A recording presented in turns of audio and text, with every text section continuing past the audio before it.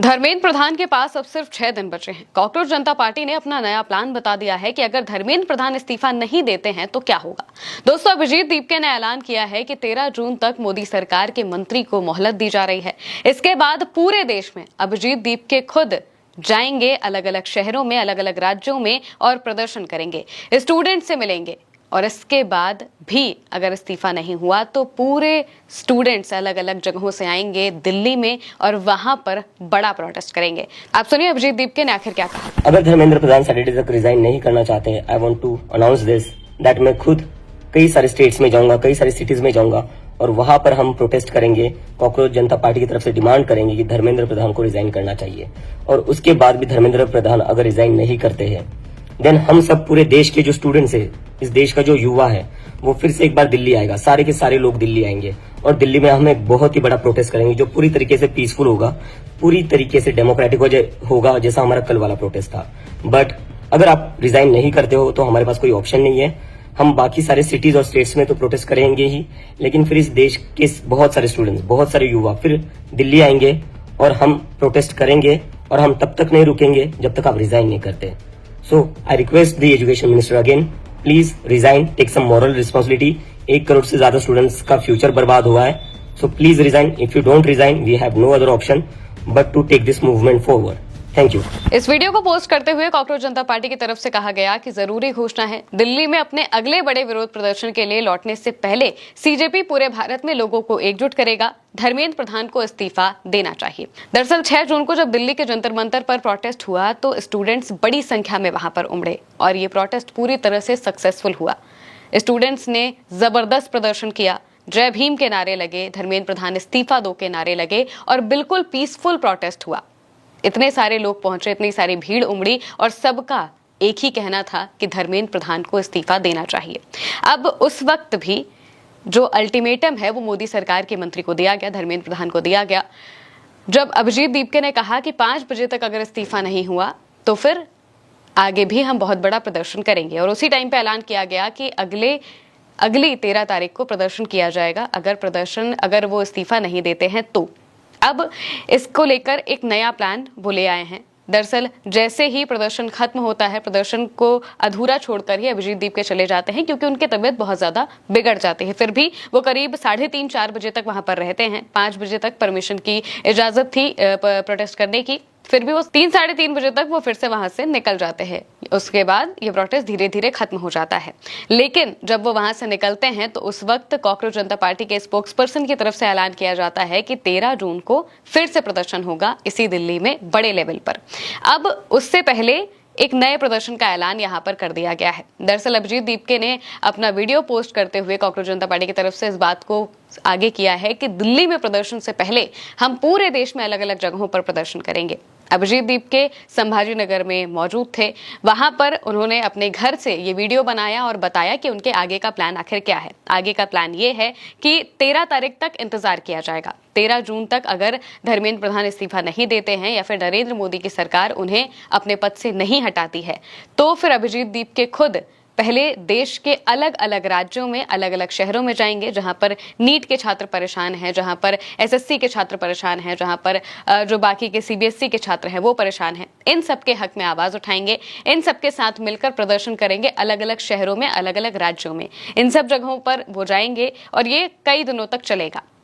इस बीच भी अगर धर्मेंद्र प्रधान इस्तीफा नहीं देते हैं तो फिर जिन भी शहरों में ये जाएंगे वहां पर जो लोग इकट्ठा हुए होंगे उनके साथ मिलकर दिल्ली सब लोग आएंगे और दिल्ली में एक बहुत बड़ा प्रदर्शन किया जाएगा।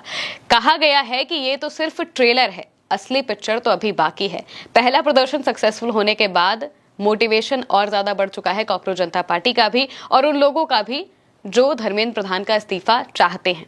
इस वजह से अब अलग अलग जगहों पर प्रदर्शन किया जाएगा और उसके बाद दिल्ली में बड़े लेवल पर प्रदर्शन होगा अगर इस्तीफा नहीं होता है तो। इसके अलावा अभिजीत दीपके ने प्रेस कॉन्फ्रेंस भी की। छत्रपति संभाजी नगर में कॉकरोच जनता पार्टी के फाउंडर अभिजीत दीपके पहुंचते हैं, उनका वहां पर घर है, वो अपने परिवार वालों से मिलते हैं, उनका घर में बहुत अच्छे से स्वागत होता है। इसके बाद वो प्रेस कॉन्फ्रेंस रखते हैं। वो 1-2 दिन अभी घर पे रहने वाले हैं। 13 तारीख तक जो मोहलत है वो धर्मेंद्र प्रधान को दी गई है और आगे के फैसले को लेकर वो आगे बात करेंगे, उन्होंने बताया था। अब इस प्रेस कॉन्फ्रेंस में भी उन्होंने कुछ बहुत जरूरी बातें कही हैं। सबसे बड़ी बात तो उन्होंने यही कही कि अगर शिक्षा मंत्री की जवाबदेही तय नहीं होती है तो ये प्रधानमंत्री की जिम्मेदारी है कि वो इसे तय करें। अगर वो रूस और यूक्रेन का युद्ध रुकवा सकते हैं तो पेपर लीक क्यों नहीं रुकवा सकते हैं? सुनिए आगे अभिजीत ने क्या कहा। सिस्टम कैसे ठीक होगा जब कोई जिम्मेदारी लेने को तैयार नहीं है? अब बताइए मुझे, जिम्मेदारी तो लेनी पड़ेगी ना। कल को आप किसी कंपनी में काम करते हो, उस कंपनी में नुकसान हो रहा है उस कंपनी का आपकी वजह से, क्या वो नुकसान फायदे में बदल सकता है जब तक आप रिजाइन ना करो? और ये कौन सा है, मतलब कोई भी प्राइवेट जॉब देख लीजिए, आप कोई प्राइवेट जॉब करने जाओगे, आपसे एक गलती हो जाए, 2 गलती हो जाए, आपको जॉब से निकाल देंगे। यहाँ हर रोज पेपर लीक हो रहे हैं। देश में कौन सा एक सरकारी पेपर है जो लीक नहीं हो रहा है? उसके बाद भी कोई रेजिग्नेशन नहीं आ रहा है। तो जब तक रेजिग्नेशन नहीं आता तो कैसे मान सकते सिस्टम ठीक होगा? पहले रेजिग्नेशन तो देकर दिखाओ, हमें बताओ तो कि आप गलती मानने के लिए तैयार हो, आप गलती नहीं मानने को तैयार हो। अभिजीत दीप के बताते हैं कि कैसे अगर जिम्मेदारी नहीं ली जाती है तो कोई भी सिस्टम नहीं चल सकता है। वो उदाहरण देते हैं कि जैसे कि आप किसी प्राइवेट कंपनी में काम करते हैं, वहां पर आपसे छोटी मोटी गलती हो जाए या फिर आपकी वजह से कंपनी का लॉस हो तो कंपनी आपको तुरंत निकाल देती है, आपको रिजाइन देना पड़ता है। लेकिन यहाँ पर इतने बड़े बड़े स्कैम्स हो रहे हैं, लगातार पेपर लीक हो रहे हैं। धर्मेंद्र प्रधान के टेन्योर में, यानी कि जब से वो शिक्षा मंत्री बने हैं तब से 70 से ज्यादा पेपर लीक हो चुके हैं, लेकिन कोई जवाबदेही नहीं है, कोई जिम्मेदारी नहीं है। मौजूदा वक्त में सीबीएसई को लेकर भी जो मुद्दा उठ रहा था उसमें भी सिर्फ ट्रांसफर हुआ, सस्पेंशन नहीं हुआ। और इसी बात को वो कहते हैं कि भाई कम से कम सस्पेंड तो करना चाहिए। अगर अधिकारियों में इस बात का डर ही नहीं होगा कि वो कुछ गलत करेंगे तो उनकी नौकरी जा सकती है, तो आखिर वो क्यों अपने आप को रोकेंगे गलत करने से? वो तो करते रहेंगे क्योंकि उन्हें पता है कि ये सिस्टम कुछ भी नहीं करने वाला है, कोई भी अकाउंटेबिलिटी नहीं होगी। और इसी वजह से वो इस बात पर अड़े हुए हैं कि अगर धर्मेंद्र प्रधान खुद इस्तीफा नहीं देते हैं तो फिर इस्तीफा लेना चाहिए नरेंद्र मोदी को खुद।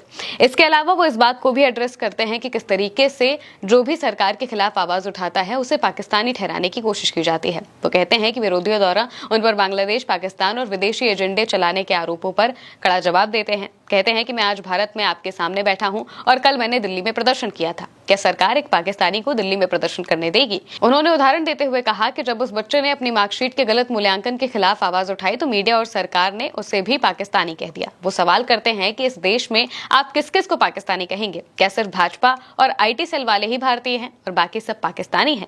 अभिजीत दीप के देश के गंभीर आंकड़ों को भी सामने रखते हुए कहते हैं कि हमारी शिक्षा व्यवस्था पूरी तरह से ढह चुकी है और देश में पिछले 40 सालों में सबसे गंभीर बेरोजगारी है।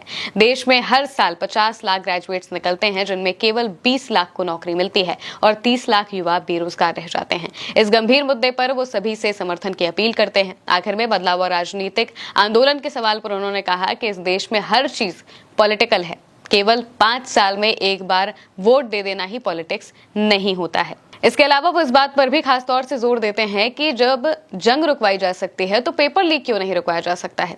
एक टाइम पे बहुत आवाजें चलती थी कि भाई नरेंद्र मोदी ने रूस यूक्रेन की जंग रुकवा दी, अगर वो जंग रुकवा सकते हैं तो पेपर लीक भी रुकवा दे।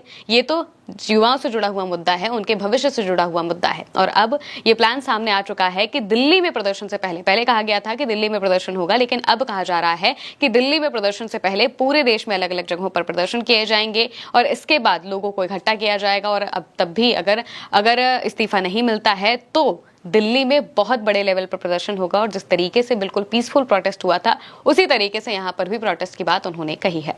फिलहाल के लिए मेरी यानी महिमा के साथ इस खबर में इतना ही। आप देखते रहिए उल्टा चश्मा न्यूज़।